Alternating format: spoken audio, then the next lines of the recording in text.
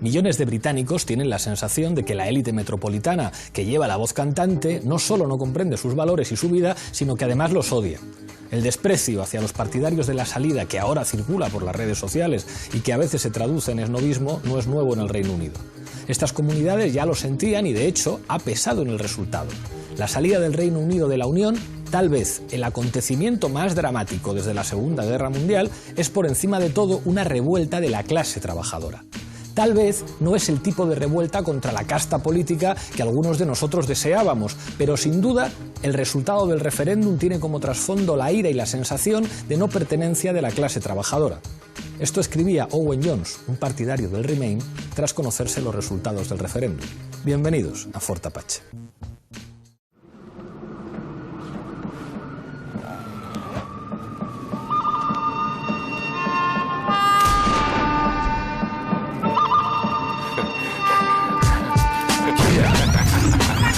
Fort Apache. Fort Apache. Es Fort Apache.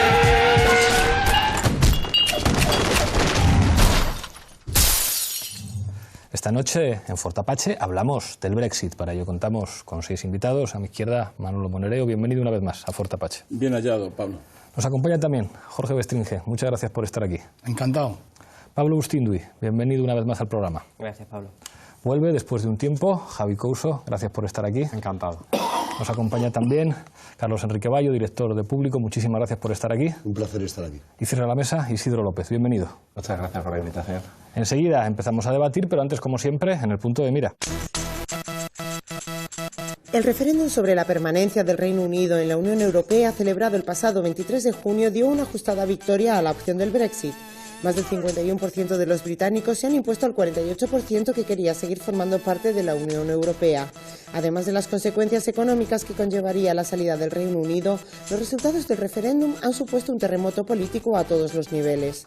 El propio primer ministro británico, David Cameron, anunció su dimisión tras conocerse los resultados del referéndum. Por su parte, el Partido Laborista atraviesa una crisis interna que ya se ha saldado con varias dimisiones. Y la extrema derecha, encabezada por Nigel Farage, parece ser la única que está siendo capaz de capitalizar el voto de protesta de los británicos. Esta noche, en Fort Apache, analizamos las consecuencias políticas y económicas del Brexit.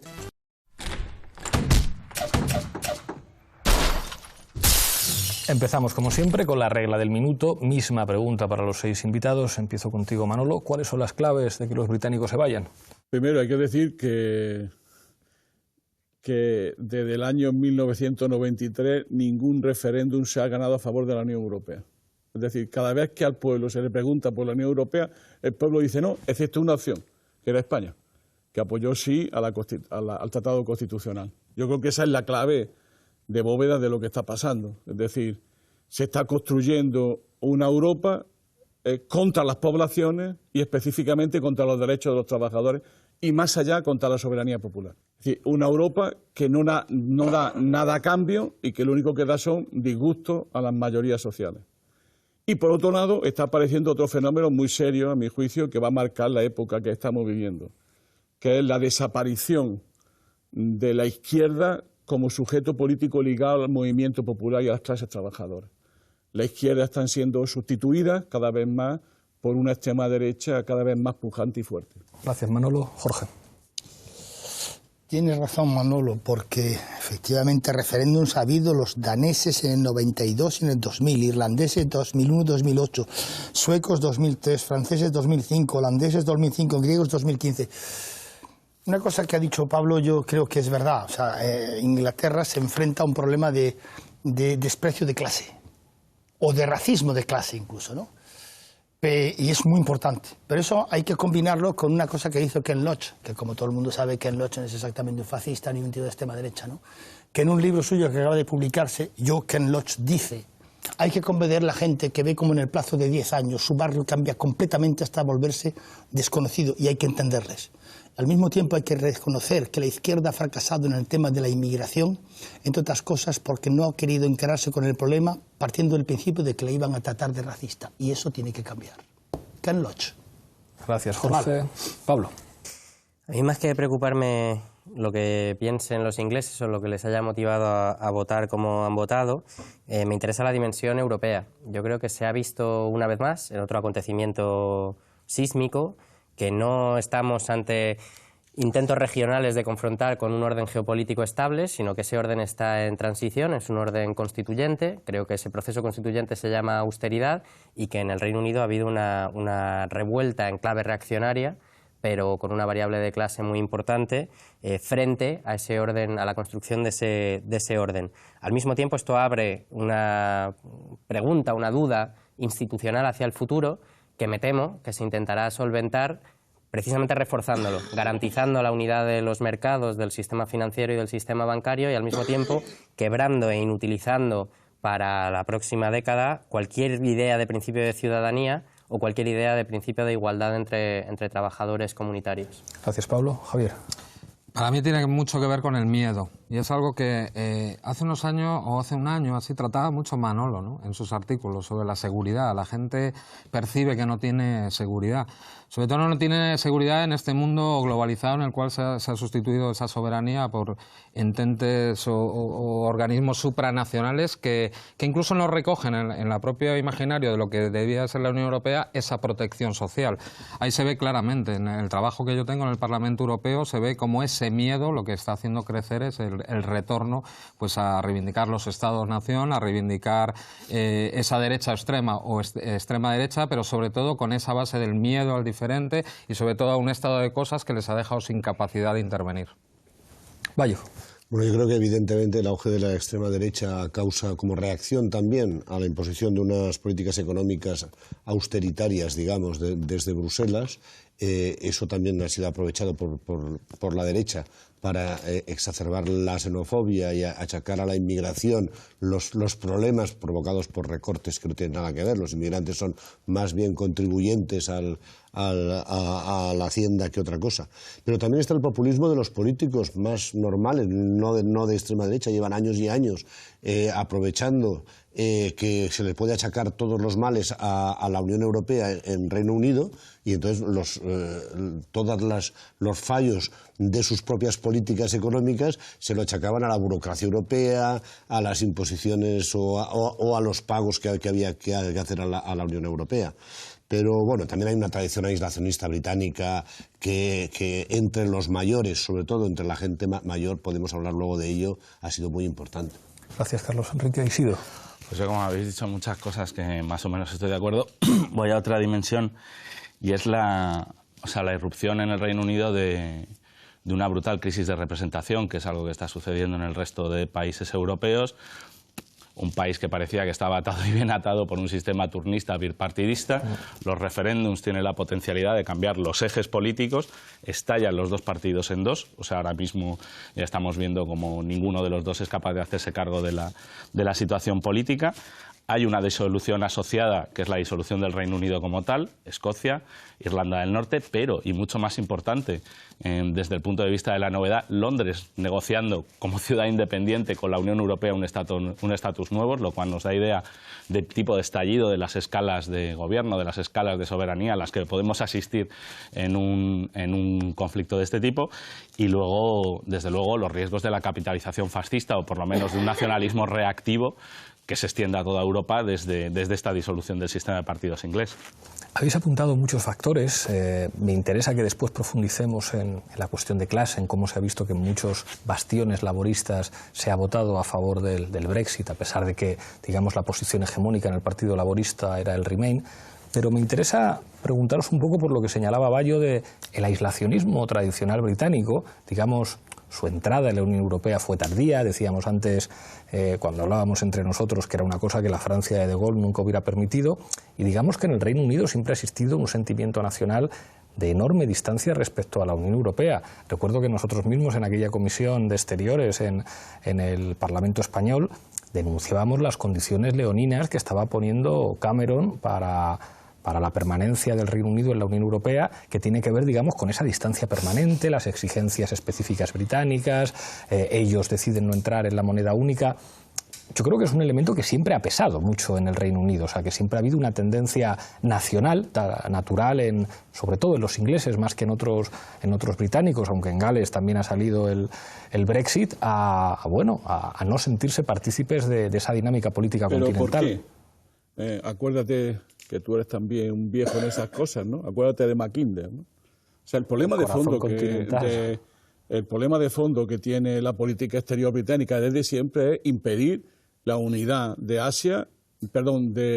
Europa con Rusia. Es decir, el complejo euroasiático le da pavor y han luchado toda la vida para impedir eso. Es lo que decía con mucha razón De Gaulle, de que eran el caballo de Troya de Estados Unidos. El problema de fondo, que yo creo, es que podíamos pensar que hasta la salida de Gran Bretaña sería una oportunidad para construir otro tipo de Europa. No tenga ninguna duda. El problema es que no se van a ir. Tengo la impresión de que primero se van a ir de aquella manera, es decir, yéndose, no yéndose y quedándose, pero por otro lado van a reforzar lo más duro de esta Europa, claro. No van a reforzar abrir vía a una Europa alternativa a la existente, ¿no? Hay una cosa, y ahora te doy la palabra, Isidro, que sin embargo llama la atención del momento. Hubo un momento en la guerra de Irak en el que se visualizó una alianza entre Francia y Alemania que, digamos, puso de moda otra vez la geopolítica porque de alguna manera estaban diciendo lo mismo que los rusos. Berlín, París y Moscú diciendo a Estados Unidos y a su satélite británico que eso de la guerra contra Irak no lo veían, que lo veían un riesgo sistémico. En ese momento se hubiera podido entender, digamos, como un relanzamiento de un sentimiento británico ante la Unión Europea que hubiera respondido a una realidad geopolítica. Pero claro, el caso de ahora, que precisamente en el momento de la austeridad, en el momento de la crisis de los refugiados, se produzca además esa fractura entre esos dos Reinos Unidos, que tiene una dimensión generacional y una dimensión de clase, llama la atención que, bueno, que estamos viviendo un proceso de desintegración de la Unión Europea que ataca por todos los frentes. Isidro. Sí, yo quería apuntar dos elementos, sobre todo, o sea, el aislacionismo británico, si miramos un poquito el ciclo más largo, hay que tener en cuenta que es relativo porque el Imperio Británico se deshace en los años 60. O sea, el cosmopolitismo británico, por llamarlo de alguna manera, es imperialista, es colonialista. O sea, no es fascista en el mismo sentido que estamos viendo hoy el tipo de emergencia que está surgiendo después del Brexit, pero sí tiene un modelo como de, digamos, de sistema mundo colonial dominado que se acaba entre eso y la entrada en la Unión Europea, es que apenas hay 20 años, si es que llega. Esto ha significado mucho en términos de incorporación de fuerza de trabajo extranjera, captación de riqueza del resto del mundo, o sea, que en el fondo el modelo, desde el punto de vista neoliberal de la Unión Europea a partir de los 80, compite con este. Entonces ellos han estado intentando mantener la Commonwealth, intentando mantener el tipo de vertebración mundial que a ellos les venía heredada del imperio, y esto compite con la Unión Europea directamente. El papel de Londres como plaza financiera es fundamental para entender todo esto. Claro. La primera globalización es el mercado de eurodólares de la City londinense, que se salta las regulaciones keynesianas y desde la que se construye desde la que se construye el nuevo orden global. También es muy importante, o sea, cuando hablamos de la construcción europea, Inglaterra ha sido decisiva desde fuera.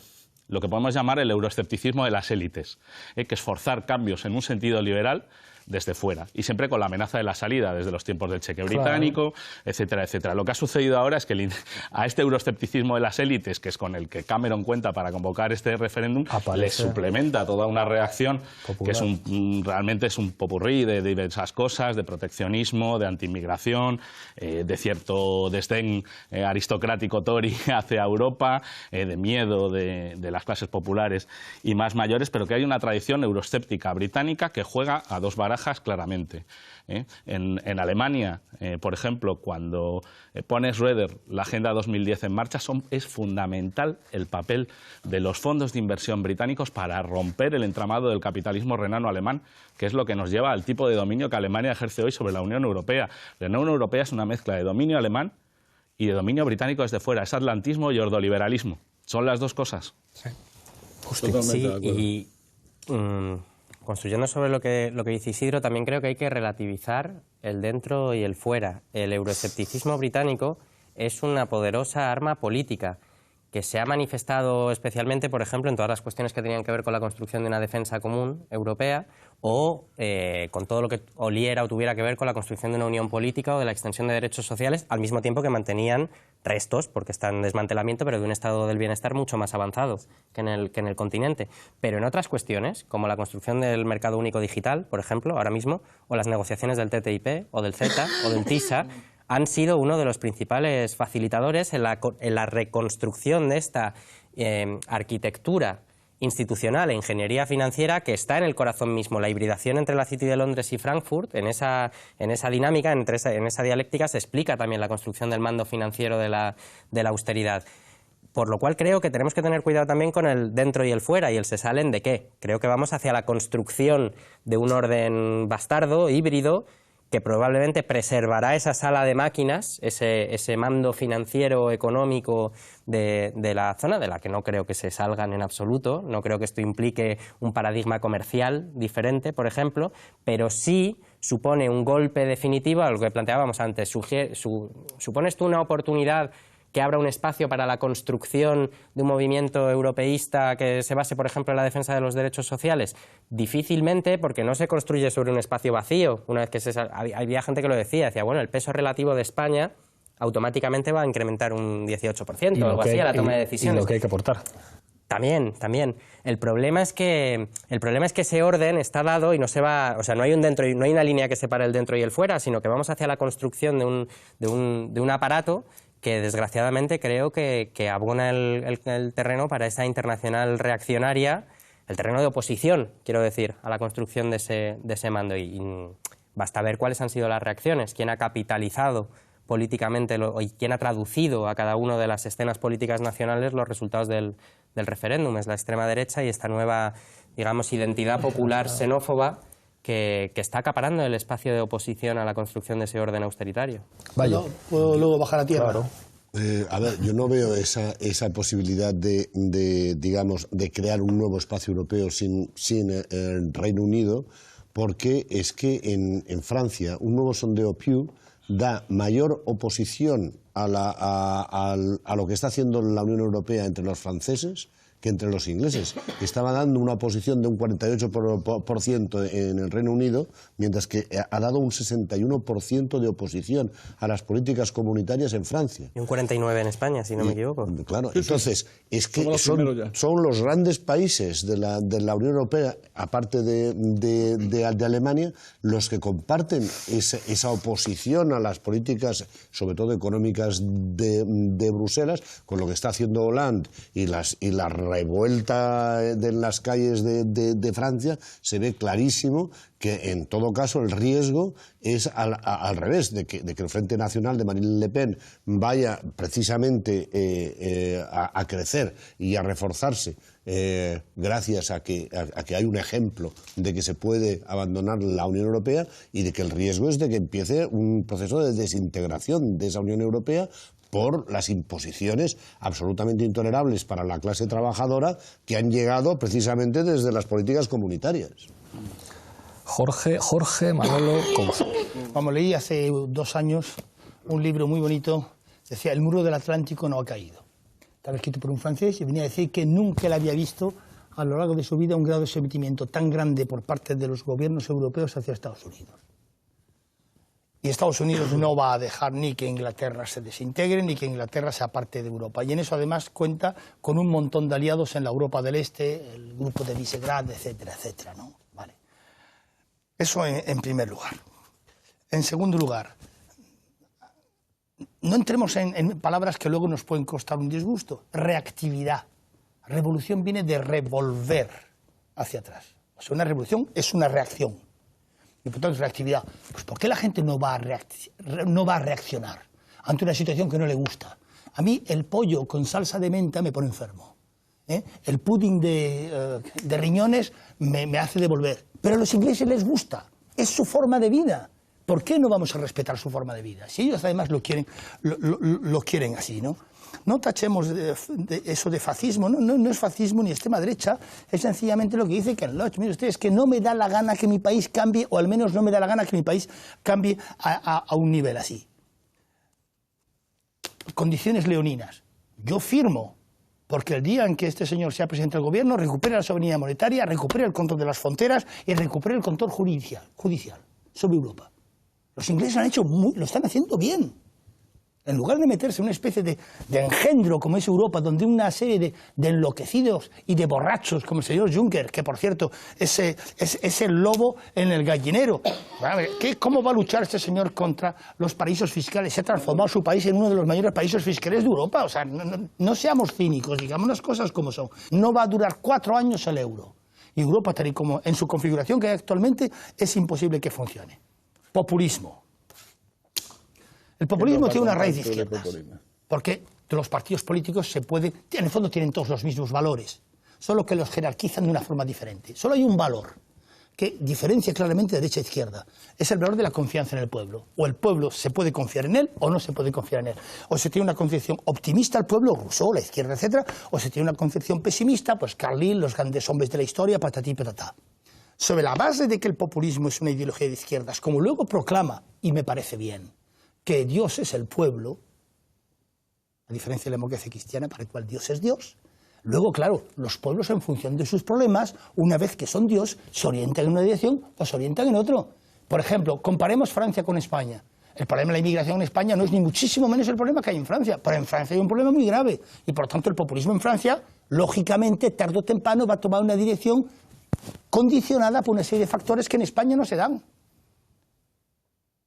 Miréis así, todos. Es que has dicho que ibas a aterrizar, dice, lo voy a llevar a la tierra, estamos hablando de Dios. A la tierra. Yo decir que estoy de acuerdo con el fondo de tu discurso, claramente, sin matices. Cuidado que eres cargo público ahora, Manolo. Como diría Monedero, que te pierdes, Manolo, que te pierdes. No tengo ningún problema con tu discurso. Pero yo es que siempre los temas de la Unión Europea, en esta campaña electoral lo he aprendido mucho, nadie entiende nada. Yo quisiera solamente poner un ejemplo para que entendamos de qué estamos hablando cuando hablamos de la reacción del pueblo a las políticas europeas. Esto lo he investigado, lo he estudiado. Resulta que de aquí al marzo del año que viene, el Banco Central Europeo ha comprado deuda por 1.700.000 millones de euros. Ha comprado deuda en el mercado secundario, es decir, le ha comprado deuda a los bancos y está comprando ya deuda a las grandes empresas. Es decir, estamos hablando de una operación de enorme inyección de dinero, que por cierto no hay problemas de inflación, no hay problemas de nada. Pero ¿sabéis eso en términos españoles lo que son? En torno a 400.000 millones de euros, que es el incremento de la deuda antes de la crisis pública a esta deuda. Es decir, 400.000 millones es lo que se va a comprar entre unas cosas y otras de España. La pregunta es, ¿por qué no se hace con eso un plan Marshall para el sur de Europa que reencontraría a los pueblos con esta Europa y le daría una satisfacción? Es que el problema de fondo que hay es que eso le daría a los pueblos más vigor, más seguridad, menos desigualdad, un cambio de fondo que los eurócratas y los que mandan en Europa no están de acuerdo. Es decir, vamos a ver si lo digo ahí, que el problema de Europa no es un problema de dinero, no es un problema de institucional, es un problema de voluntad política, porque se está construyendo una Europa contra los trabajadores. Y aparece una contradicción que, estando entre podemitas, tiene cierto interés, que es entre una élite cosmopolita y traidora a su pueblo, sí, y por otro lado, lo nacional popular, que tiene una lucha de hegemonía entre dos sectores, la nueva derecha y nosotros. Eso es la gran contradicción europea. En eso, ¿cómo nos movemos? Yo creo que ese va a ser uno de los grandes debates históricos. No, pero porque el enemigo es diferente. Yo de lo que hablabas antes, de ese nacionalismo británico, decías, hombre, van los genes culturales, un imperio marítimo que fue global, por lo menos hasta final, o sea, hasta empezar el siglo XX, que durante esos 30 años hasta que se define y se cambia hacia Estados Unidos, es el poder de lo que hablamos angloamericano, está ahí. Y siempre fue... La otra isla. La otra isla. Claro. Estados Unidos es otra isla, en el fondo también, ¿no? Pero sobre todo ese poder angloamericano, que es una cabeza de puente para ese gran proyecto de Estados Unidos, a partir además del Plan Marshall que hablabas tú, luego la OTAN, etcétera, para que Europa geopolíticamente sea irrelevante absolutamente, porque no hay política exterior. Actualmente somos una proyección militar para frenar a Rusia o para intervenir en África cuando se desmandan un poco las cosas. Acuérdate, Europa, ¿qué teléfono? Y luego también una cosa también muy interesante es sobre la que habría que reflexionar es ese cambio, ¿no? Del pacto social de la posguerra, el valor de los sindicatos, y de repente llega, curiosa, Thatcher por un lado, Reagan por el otro, el no choice, y fundamental ese acta única europea que bebe de las fuentes del neoliberalismo y plantea una Europa que ya no es social. Las clases financieras se entienden perfectamente entre ellas a pesar de que se recompongan de determinadas maneras, pero actualmente somos una colonia más de Estados Unidos. Sí, sí. Isidro, Bayo y Pablo. Sí, yo quería volver un poco... O sea, yo creo que aquí hay un punto también por parte de los británicos de instrumentalización de la Unión Europea, clarísimamente, para ventilar conflictos internos. Es decir, el grado, digamos, de sumisión de los británicos a la Unión Europea no es comparable con el de Grecia. Incluso no es comparable con el de España o con el de incluso países centrales como Francia y qué tal. Entonces, yo creo que hay porque hay un pequeño problema de eurozona. Exacto. No es poquita cosa. Pero eso también permite que esto sea un referéndum tranquilo y no la guerra de Grecia. Claro. Que lo de Grecia, o sea, simplemente fue una guerra económica, como no hemos visto una igual que cerraron en la Europa nunca. Y acabaron contigo en 2 porque días. eso era directamente un desafío al poder alemán como no ha habido otro. Simplemente esto se podía dejar hacer porque en el fondo... Entonces, o sea, yo lo que creo que ahí está bien es recuperar un poco las clases obreras británicas, quiénes son, de dónde vienen y por qué han rechazado, esta cuestión. Tenemos que recordar que eso es una cosa que aquí yo creo que somos poco conscientes. Cuando hablamos de los grandes conflictos de la crisis del 73, o sea, por ejemplo, los que venimos de una tradición más autónoma y tal, hemos mirado muchísimo a Italia, hemos mirado mucho a mayo del 68, sin embargo, quizás el conflicto más enconado de los años 70 fue en Inglaterra. Efectivamente. O sea, en Inglaterra hubo un momento en que no había una solución intermedia. El laborismo había desaparecido por completo, no tenía nada que ofrecer. No había más que reacción capitalista o el paso a un sistema no capitalista directamente por parte de las luchas obreras, de los mineros, etcétera, etcétera. Y eso se perdió. Eso se perdió. Y se ha quedado... Thatcher hizo un intento de capitalismo popular por la vía del crédito, de la propiedad inmobiliaria, muy parecido al que nosotros hemos tenido aquí en los años 70, crédito, burbuja. Inglaterra es uno de los países más financiarizados del mundo, junto con España y Estados Unidos. E Irlanda. Irlanda, efectivamente. Entonces, el estallido global de la burbuja provoca que todas esas clases obreras queden completamente fuera, eso sí, recogidas en un sistema político que las empaquetaba perfectamente con el turnismo. Labour se hacía cargo de la clase obrera británica, Escocia decide que se va por otro lado, pero todo está atado y bien atado. ¿Cuáles son los problemas que ha planteado este referéndum? Se ha mencionado aquí varias veces y es una constante en nuestras sociedades, no es nuevo. Son las guerras culturales entre los pobres contra los catetos, por decirlo de manera súper plana. Cuando estuvimos hablando de Bernie Sanders, veíamos que algo de eso hay, porque esto viene de Estados Unidos fundamentalmente. Si yo me quedo con una escena de lo que ha sido este referéndum, me quedo con los pescadores de Nigel Farage en el Támesis frente a Bob Geldof pegando alaridos en su barco. Y Nigel Farage haciendo una defensa muy sencilla diciendo este es un millonario pegando gritos a los trabajadores. Total. El problema es que para nosotros políticamente, en nuestros contextos internos y en Europa, o superamos esa división, y citando yo, es que lo de la clase me gusta mucho E.P. Thompson por volver a Gran Bretaña, o creamos la coalición de las clases medias desclasadas precarizadas que se sienten cosmopolitas y los que no, o esta batalla está perdida. Totalmente. Enseguida vamos con Bayo y con Busti, pero antes me dicen de realización que tenemos que pasar a Zapping Apache.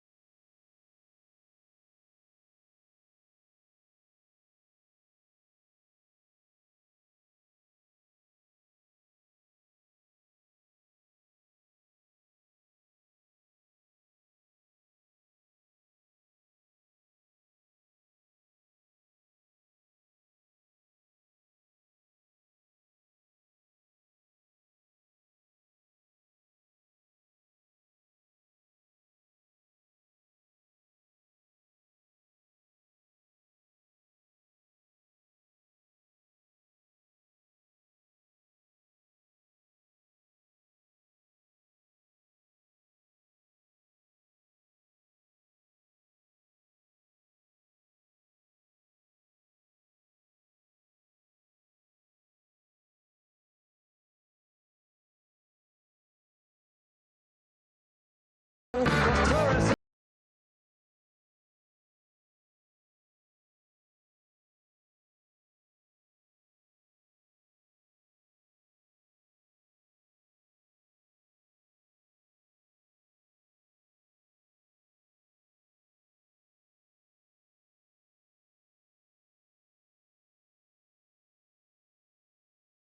territorio.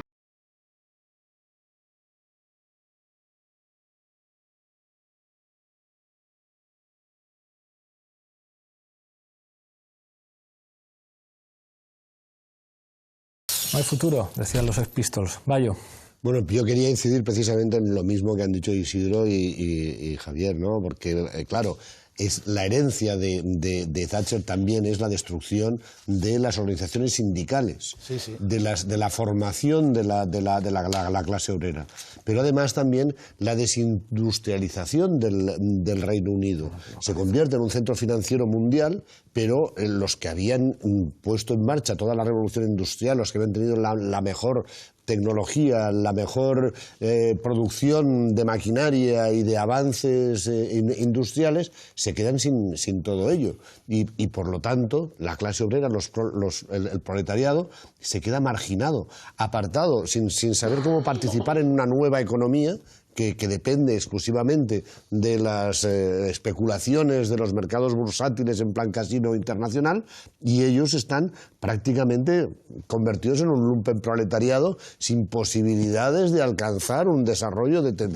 decir, no tenemos un futuro. Entonces, evidentemente, esa revuelta contra las élites tipo Cameron, que creen que pueden manejar el referéndum a su antojo, que cree que puede conseguir una mayoría absoluta cogiendo parte de la agenda del UKIP para asegurarse que va a ganar esas elecciones y que no pierde por allí esos votos, luego se le va de las manos, porque evidentemente quienes han votado en Reino Unido contra la Unión Europea, todos estos que han dejado marginados y condenados a no tener un futuro. Claro.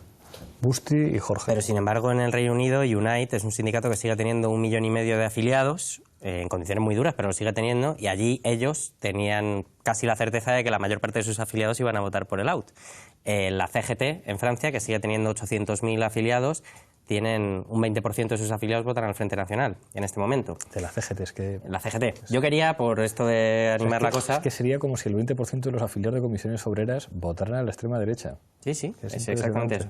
Yo quería llevarle la contraria un poco a Bestringe y un poquito a Monereo. Para ponernos contentos. Exactamente. No es verdad que todas las reacciones sean equiparables por el hecho de que lo sean, pero es interesante ver aquello que tienen en común. Lo que está en disputa, y nosotros nos hemos cansado de decir esto, es un significante de soberanía, como reacción precisamente a la construcción de ese orden europeo contra las clases populares. Pero claro, disputar la soberanía como un repliegue sobre el orden social, que es lo que se hace con la cuestión de la inmigración o de la xenofobia, es completamente diferente de disputarlo en una clave de justicia social.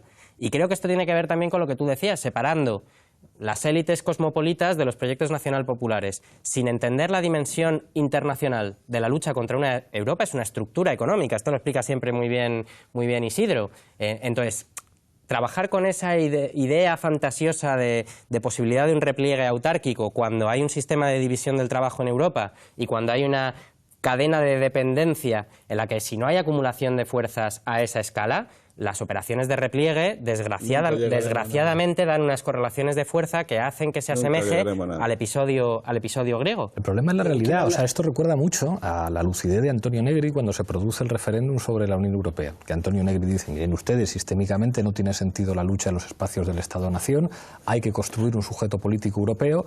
¿Qué más da que Europa sea neoliberal? Aunque Europa sea neoliberal, nos permite el espacio de acción de la subalternidad. Claro, sobre el papel es casi perfecto. En la práctica, sin embargo, siguen siendo los estados nacionales, a pesar de que no tengan soberanía ninguna, los escenarios de la política. Es verdad que incluso hoy Negri podía decir, ¿no lo habéis visto en Grecia? O sea, ¿no habéis visto que no vale para nada ganar unas elecciones y que te conviertes en un protectorado inmediatamente? Y es como, sí, pero los partidos políticos se siguen articulando en clave estatal y ni siquiera los italianos han logrado hacer nada que se parezca a un movimiento europeo. Pero es que no son estancos, no estamos hablando de niveles estancos, no es la lucha nacional o una especie de internacional internacionalismo vacío y absurdo. Tú eres el que lo hace, no yo. Pero ¿sabes es decir, ¿por qué opone el internacionalismo a lo nacional popular? ¿Por qué opone la patria y su defensa y su soberanía económica y política? ¿Por qué lo opone el internacionalismo? O la integración con la desaparición del Estado-Nación, porque puede haber otro tipo de integración. No lo pongo en absoluto, pero donde se ve que esto es así es precisamente en el terreno que nos llevan ganado. Es que quienes están forjando una internacional como acumulación de fuerzas son las fuerzas de Farage, de Marine Le Pen, de Víctor Orbán y compañía. Claro, pues es que ahí está el poder.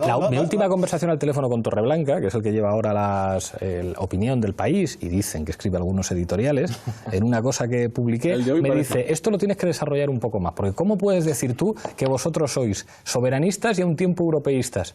Y era converso. Claro, Torreblanca, es que lo que estás diciendo tú es que ser europeísta lo que implica básicamente es que no va a haber ninguna legitimidad democrática y que se renuncia, bueno... Y ser alemanes de segunda o de tercera. Totalmente, totalmente. Vamos a ver. Isidro, dale. O sea, a ver, muy brevemente, por no... No o sea, yo creo descarrilemos. que es encontrar... O sea, yo efectivamente, eso, cuando ya estamos en el análisis de Europa, el gran problema del repliegue sobre el espacio nacional es la división europea del trabajo cubierta por la moneda. Eso es, quiero decir, simplemente la vuelta al cierre de fronteras te deja en una situación de dependencia más parecida a la de los países poscoloniales que a la de un país, digamos, libre y soberano. La cuestión del nuevo internacionalismo es entender que estamos vinculados en un mismo contexto político. Digamos, cuando en Grecia todo lo que ha pasado han sido cuestiones internas españolas, y bien que lo hemos visto, ¿eh? Todo el efecto pero que ha tenido... solo siempre. Vale, claro, ¿Dónde por está supuesto. el internacionalismo a favor de Grecia?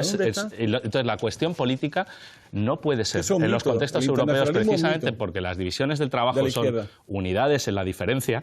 Esto desde la sociología durkheimiana en adelante, no puede haber una unidad de acción en Europa de los partidos, pero puede haber agendas comunes y puede haber efectos dominó como los que está teniendo la propia derecha. Es que esa es la cuestión. Gana el Brexit, Marine Le Pen está inmediatamente haciendo campaña política en Francia por ser ella la que capitaliza algo que no le pertenece del todo, pero está trabajándoselo para ser ella la que... Bueno, lo lleva en Holanda, tu discurso es el de la izquierda en los últimos 20 años. Es decir, no te has renovado en tu discurso. Está diciendo lo mismo que dice la izquierda hace 20 años, fracasando absolutamente. Es decir, lo que está ocurriendo ahora mismo en Europa es una ruptura de esa Europa que tú de alguna manera defiendes, o de esa posibilidad que tú defiendes. Se está desintegrando la pieza nodal del discurso de la Unión Europea, que es la Unión Europea es Europa. Bueno, ahora cada día que pasa más, la Unión Europea es lo contrario a Europa y empieza a ser antagónica a Europa. Es decir, no, estoy perfectamente a favor de la superación de la Unión Europea. Pero claro, que no haya equívocos. Pero es que en ese desdoble... Porque se está rompiendo ese gol. La Unión Europea, a día de hoy... Discursivamente, el enemigo cada vez más grande de Europa y de su unidad es la propia unidad europea. Y los mecanismos como el euro. Te puedo dar la razón, Manolo. Si es que eso no hay... Por eso, ahí está la clave. Hay una contradicción, o sea, si es que en nuestro propio discurso, o sea, al tiempo que éramos capaces de abrir un proceso de protagonismo popular inédito en Europa, cuando nos hacían la pregunta fundamental, ¿y con Bruselas cómo vais a hacer? Y decíamos, pues nos vamos a juntar con Renzi, nos vamos a juntar con los portugueses y vamos a ir a un diálogo de élites, al Consejo Europeo, a tratar de cambiar la correlación de fuerzas en un congreso de ratones, al tiempo que estábamos desarrollando un proceso de transformación popular en un país. Esa es una de las contradicciones fundamentales en Europa. Es decir, los procesos políticos se dan en los estados y Europa es un lugar donde discuten señores a los que han votado en su país. Pero a mí hay una cosa que de vosotros que no entiendo y no comparto. O sea, vosotros decís que hay un repliegue hacia el Estado-Nación y que hay unas murallas. No es así, porque por ejemplo tú cuando ves el surgimiento, cuando empieza a temblar Estados Unidos como imperio global, porque es por la emergencia de los BRICS. ¿Y los BRICS qué hacen? Hacen un repliegue nacional, pero a la vez también hacen adhesiones. O sea, Rusia, ¿qué ha hecho? Cooperación con Shanghái, Banco de los BRICS de Desarrollo. Están repensando una moneda. En América Latina, aunque ahora no esté tan de moda, la CELAC, UNASUR, o sea, y viene a partir de la soberanía de los estados. O sea, no estamos diciendo... De la soberanía de los estados y según qué estado. Y según qué estado, pero tenemos un BRIC, es decir, es como en América Latina la cosa te la creías si estaba Brasil. Claro. Porque incluso si estaban los demás, dicen, por lo menos tienen petróleo. Y el Banco del Sur no llegó. Pero bueno, no centremos a América Latina. Entonces yo creo que el problema nuestro es que la izquierda ha abandonado absolutamente eso que le preocupa a la gente por un papanatismo de entregarlo todo, absolutamente todo para nada. ¿Y qué es la globalización? Es que es la deslocalización de nuestras fábricas. ¿Para qué? Para competir con otros señores que los tratan como esclavos, con lo cual es tirar por la borda todo lo que hemos luchado, todo lo que han luchado nuestros abuelos, nuestros bisabuelos, etcétera, etcétera. Entonces tenemos que volver a coger ese caballo y tenemos que coger las riendas y habrá que hablar de soberanía económica, de soberanía nacional y también fundamental, control de fronteras y soberanía militar. Y luego ya nos agrupamos con iguales. Lo que no puede ser es hacernos los subalternos. Pero yo estoy de acuerdo sobre el papel en eso, pero después en la práctica es cuando a mí me preguntan por la OTAN. ¿Qué es la OTAN? Un sistema militar que sirve para que ejércitos europeos estén a las órdenes de militares norteamericanos. Claro. Eso es la OTAN. Hombre, el SACEUR siempre va a ser... ¿Se podía entender eso en la Guerra Fría? Hombre, sí. En el contexto de la Guerra Fría, quien la provocara se podía entender.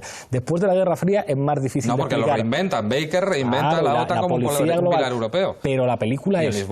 ¿Alguien podría decir que la alternativa a la OTAN es un sistema de defensa de los diferentes estados europeos o solamente un defensa integrado a nivel europeo? Debería serlo, eso es lo que nos vendieron. El Eurocuerpo era eso, ¿y ahora qué va a ser? En 2018 ¿qué va a ser el Eurocuerpo? Que era una idea de Francia y Alemania, que España se sumó alegremente y maravillosamente en teoría. Y al final, ¿qué va a ser?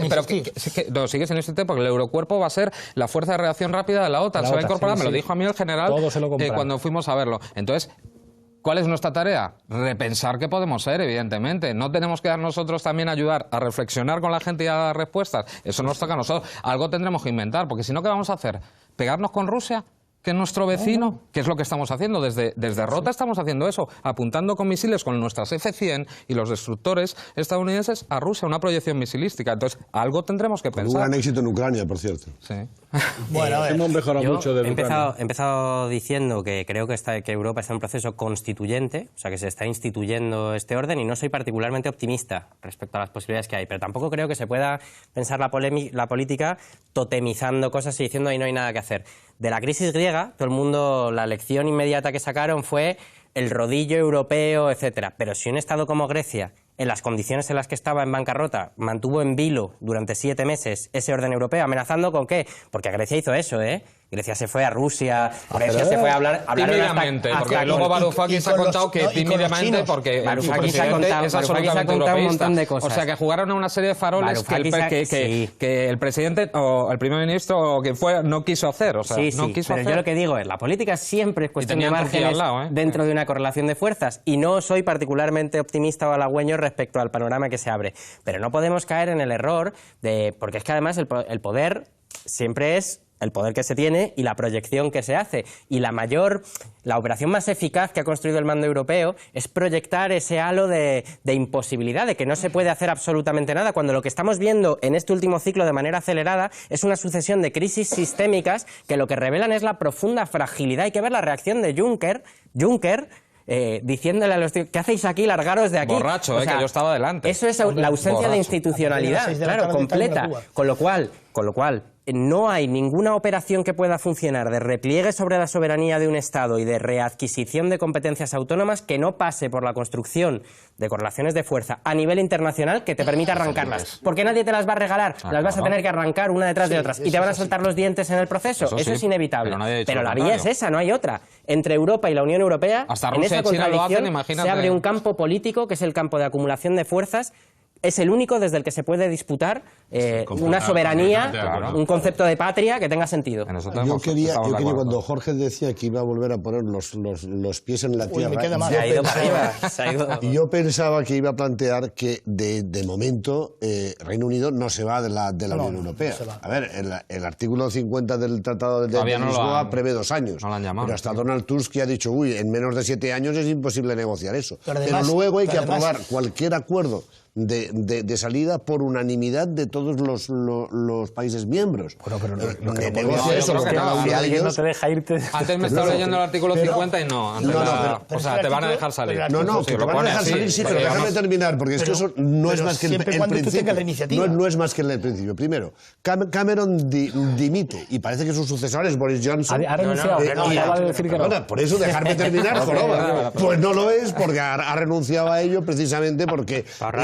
¿Y quién es la mejor colocada? Theresa May, que está en contra de la salida. Pero tal y como está el Partido Conservador, podemos tener elecciones en octubre si en septiembre no consiguen elegir esto. ¿Pero qué le pasa a Jeremy Corbyn? Que le votan en contra una moción de confianza todos los MPs y además, ¿qué es lo que está pasando en Westminster? Que solamente hay 150 Members of Parliament que están a favor de irse de Europa, de 650. Entonces, en esas condiciones también políticas internas en Reino Unido, pueden marear la perdiz para no acabar de irse Escocia, nunca. Irlanda. Bueno, aparte de que, evidentemente, con la amenaza de que Escocia haga un nuevo referéndum de independencia y que eso sea perder, además, todo el petróleo del Mar del Norte, y con Irlanda del Norte, que va a volver a poner una frontera con Irlanda del Sur. Es un conflicto nuevo en Irlanda. Entonces, podemos decir, calma, porque van a pasar muchos años antes de que se vaya al Reino Unido. Estamos llegando al final, volvemos a la regla del minuto, 1 minuto para cada uno. Empiezo contigo, Jorge, tu minuto. Uf. El pueblo ha vuelto año 1. Vale. No se trata de autarquía, se trata de toyotizar. Toyotizar significa que una empresa extranjera establecida en un país europeo puede vender sus productos en ese país europeo siempre y cuando fabrique más de la mitad de esos vehículos en ese país europeo. Por ejemplo, Toyota en Francia. Se puede hacer. Te juro que se puede hacer. Por otra parte, el Banco Central Europeo, por mucho que compre deuda y por mucho que abarate los créditos a las empresas no van a pedir dinero prestado si no tienen perspectivas. Sería mucho más inteligente que el Banco Central Europeo inyectara directamente dinero en las familias. Directamente, porque esas sí van a consumir. Pero a partir del principio de que dar dinero barato a un empresario va a hacer que ese empresario se ponga a funcionar y contratar, no. Hasta que él no vea perspectiva, no lo va a hacer. Por muy barato que sea el dinero. Gracias, Jorge. Manolo. Sí, yo me haría mucho esto de que decía muy bien Jorge, ¿no? Me divierte mucho, sobre todo este juego de paradojas, ¿no? Por ejemplo, esto de la izquierda y derecha no sirve para explicar lo de Gran Bretaña. No, claro. Y no sirve por algo central, que yo creo que es decisivo, ¿no? Que es que el punto de unidad más grande de la izquierda y la derecha es el elitismo cosmopolita. Claro. Y el desprecio a lo nacional popular y al propio pueblo, y a la propia identidad, llamándola cateta, inútiles, las cosas que se dicen contra los británicos es enorme. Entonces yo creo que hay 2 líneas posibles en esta Unión Europea. Y sobre todo para nosotros, ¿no? Lo nacional popular o el elitismo cosmopolita. Y lo nacional popular es nuestra mejor defensa de la democracia y de las libertades, porque lo haremos en disputa con el gran protagonista del futuro, que será la extrema derecha. Porque lo que está en disputa es el alma de las clases trabajadoras. Si no entendemos eso, no hemos entendido lo que está pasando. Couso. Yo creo que entramos en la implosión de la Unión Europea, no sé cuánto tardará, y hay que ver lo histéricos que se pusieron. Y viendo la mala prensa que tenemos aquí, porque es pésima, parecía que incluso iban a tener que cambiar el génesis, ¿no? Antes de la Unión Europea no había nada, llegó Dios y creó la Unión Europea y después no habrá nada. Pues no, no es así. Lo que pasa es que hay un problema gravísimo, porque esto que no se sabe muy bien lo que es, cómo funciona, como dice Borok, por cadenas de imposición y sobre todo por tener esa legitimidad. ¿Y cómo lo logra? Que va más allá de los 28 miembros, adhesión, pero también membresía y tratados de comercio. Y esa aceptación tácita que llega hasta países del otro lado del Atlántico, etcétera, etcétera, ha empezado a saltar por quien no creían que iba a saltar, por los propios pueblos, esos que dicen que son paletos, pero son los que hacen la política real en las calles y las que sufren sus políticas que nos llevan al esclavismo y a la subalternidad. Busti. La toyotización está muy bien, pero tiene condiciones de posibilidad.